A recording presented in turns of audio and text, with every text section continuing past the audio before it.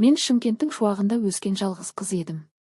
4 ағам бар, 4-еуі де мені көзінің қарашығындай қорғаштайтын. Үйде дауыс көтерілмейтін, қалағаным алдымнан табылатын. Әкем вахтада жүретін, анам мінезімді шектемейтін. Сол еркелік мені ерте есейтті ме, әлде жалғыз қыз болғаным ба, өзімнен үлкен еркектерге ерте қызықтым. Қатарымдағы қыздар күлкі қуып жүргенде, мен ер адамның сабырын, үндегі салмақты, көзіндегі тоқтауды іздейтінмін. Сол себепті болар, оны алғаш көргенде жүрегім бірден тынышталып қалғандай болды. Даусы байсалды, қимылы асықпайды. Өз жасымды сұрағанда бір сәтке тоқтап қалып, шындықты жасырып айттым. Үлкендіре кетіп, ішімде бір қорқыныш болды. Жасымды білсе, теріс айналама. Оқушы екенімді білсе, жоғалып кетеме. Ол кетпеді. Керісінше күн өткен сайын жиі көрісе бастады. Ол мені қыспайтын. Тек маңдайымнан сипап кейде ернімнен ғана сүйетін. Ал менің ішімде бір от бар еді. Өзіме өзім ие болу күннен күнге қиындай берді. Бірде оның пәтерінде кеш қалдым. Қала тыныш. Терезеден түнгі шамдар жымыңдайды. Сол түні мен өзімді тоқтата алмадым. Жүрегім бұрын соңды болмаған күйге түсті. Содан кейін бәрі өзгерді. Біз бір-бірімізге үйреніп кеттік. Ерлі-зайыптылар сияқты тұрдық. Таңды бірге қарсы алып, кешті бірге шығарып салатын болдық. Үйдегілер білмеді. Анам сұрамады. Әкем үйде сирек болды. Ал мен сол күндерді бақыт деп ойладым. Күндердің күнде таңертең айнаға ұзақ қарадым. Бетіме бір өзгеше рең қоныпты. Әлде өзім ғана сезген шығармын. Ішімдегі әлде бір белгі жүрегімді алаңдатты. Дәрігердің сөзін естіген сәтте құлағым шыңылдап кеткендей болды. Қуаныш па, қорқыныш па, ажырата алмадым. Оған айттым. Ол үнсіз тыңдады да кенет жүзінде бір жарық пайда болды. Бұл тағдырдың сыйы, деді ол жай ғана. Ал менің ойым сан-саққа жүгірді. Мен жаспын. Ел не дейді? Анам не айтады? Не істейміз? Дедім дірілдеп. Сені жалғыз қалдырмаймын, деді ол. Сол түні мен алғаш рет қорықпай ұйықтадым. Оның қолы иығымда жатқандай сезіндім. Ертеңіне ол шешімін айтты. Ауылға барамыз. Заңды түрде. Анам қарсы болды. Қызым, асықпа, деді. Бірақ мен тыңдамадым. Еркелікпен өскен қыздың мінезі бір беткей болады екен. Өз дегенімді жасадым. Ауылға келін болып түстім. Қайын атам мен енем жуас, сөзге сараң адамдар екен. Үй үлкен емес, бірақ ішінен жылу сезілетін. Кешкісін малдың дыбысы, таңертеңгі самал, бәрі бөтен, бірақ тыныш еді. Күйеуім сол ауылда бұрынғыдан да байсалды көрінді. Маған әр қараған сайын көзінде жауапкершілік бар еді. Мен өзімді қорғалған сезіндім. Міне, бақыт осы шығар деп ойладым. Соңғы айлар ауыр өтті. Ішімдегі бала әр қимылдаған сайын жүрегім елжіреп, бір жағынан белгісіз, бір алаң мазалайтын. Түнде жиі оянып кететін болдым. Терезеден далаға қарап отырып, бәрі жақсы болады деп өзімді жұбатамын.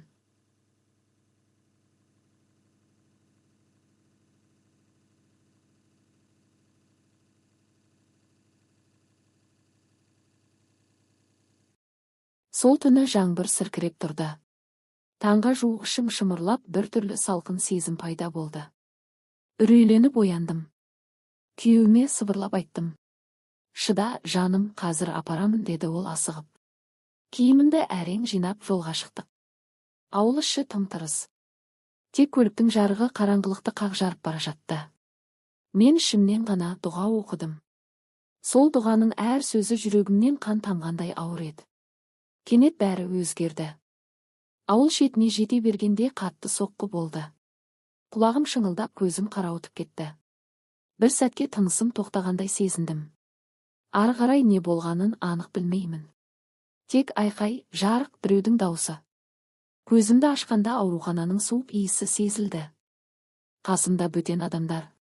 Ал оның орны бос еді. Дәрігердің көзіндегі аянышты көргенде жүрегім бәрін түсінді. Ол қайтып келмейді екен. Ұлым көрмей кетті. Сол сәттен бастап менің ішімдегі жарық сөнді. Бала жылап туды. Оның үні өмір мен өлімнің арасынан шыққандай әлсіз еді. Құшағыма алған сәтте жүрегім екіге бөлінді, бірі ана, бірі жер. Сол екі сезім бір-бірімен арпалысып, жанымды қақ айырып тұрғандай болды. Оны көрмей кеткен әкесін ойладым. Егер тірі болғанда, деген ой миымды тесіп өтті де, ары қарай ойлауға дәтім жетпеді. Жерлеу тез өтті. Ауыл адамдары келіп кетіп жатты. Біреу жылап, біреу жұбатып, біреу жай ғана қарап кетеді. Ал менің көзімнен жас шықпады. Жанарым кеуіп қалғандай. Сүтім де шықпады. Дәрігерлер жүйке деді. Ал мен ішімнен білдім, жүрегім мұз болып қатқан. Күйеуімнің киімі ілулі тұрды. Кейде соған қарап тұрып, қазір кіріп келетіндей сезімге алданатынмын. Түнде жастықты құшақтап жатып, оның иісін іздеймін. Бірақ ештеңе қалмаған. Балам ғана тірі еді. Оны кеудеме басқанда, мен үшін ғана емес, әкең үшін де өмір сүруің керек деп сыбырлайтынмын. 40 күн қалай өткенін аңғармадым. Күн мен түннің арасы бірдей қараңғы еді. Үйдің іші бұрынғыдай емес, дыбыс бар, бірақ жылу жоқ. Адамдар кіріп шығып жүр, ал мен солардың арасынан өзімді таппаймын. 40 берген күні ауыл тағы да жиналды. Енем босағада отырып, жылап-жылап қалжырап қалған. Немересін құшақтап, маңдайынан иіскеп қояды да қайтадан еңіреп жібереді. Ұлымның көзі ғой дейді. Мен үндемедім. Үндемесем де, ішімде бір түйін бар еді. Сол түйін күн өткен сайын қатайып бара жатты. 40-нан кейін төркінім келді. Ағалар үнсіз. Анам ғана сөз бастады. Қызым әлі жас. Оқуы бар. 100 күнін өткісін, алып кетеміз деді. Бұл сөз енеме ауыр тиді. Немеремді қайда апарасыңдар? Әкесінің жұрты бар емес пе? Деп даусы дірілдеп шықты.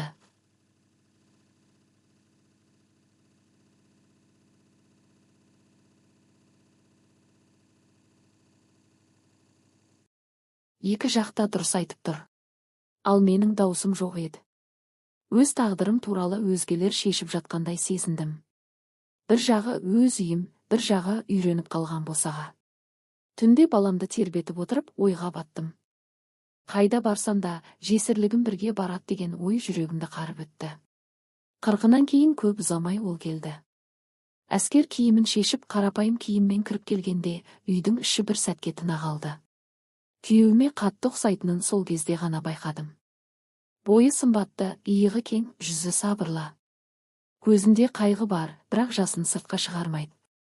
Енем оны көре сала еңіреп қоя берді. Ағаңның орны бөлек еді ғой, деді өксіп. Ол басын төмен салды. Маған көзін тіккен жоқ. Сәлемін алып, үнсіз ғана бұрышқа отырды. Сол үнсіздік мені мазалады. Үнсіздіктің ішінде бір ауыр тыныс бардай. Кешке қарай үй іші босап қалды. Балам ұйықтап қалған. Енем ас үйде.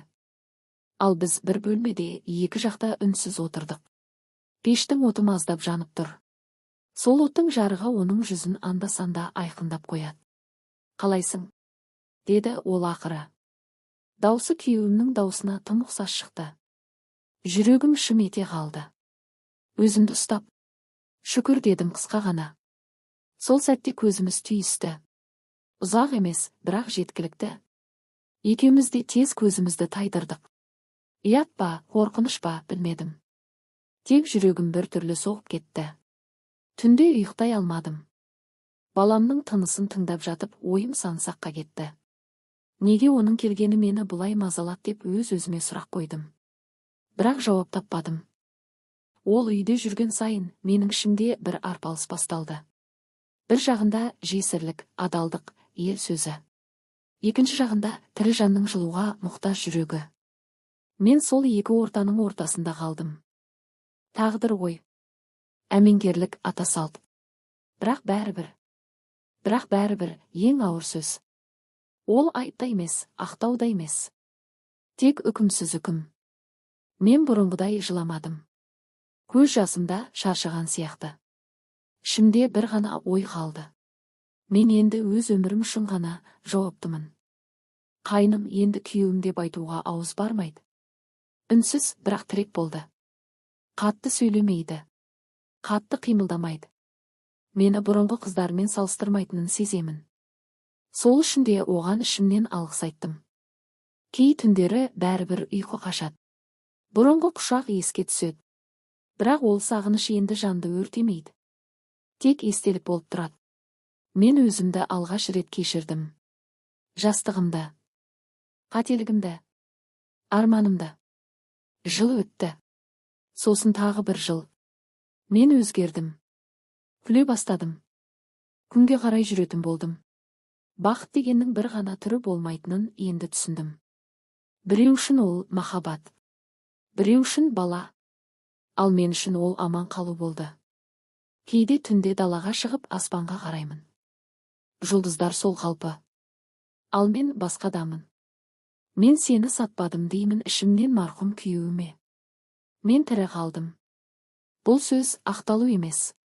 Бұл мойындау. Өмір мені аямады. Бірақ мен де өмірден қашпадым. Енді мен әлсіз қыз емеспін. Мен қаралы түндерден өткен әйелмін. Соңы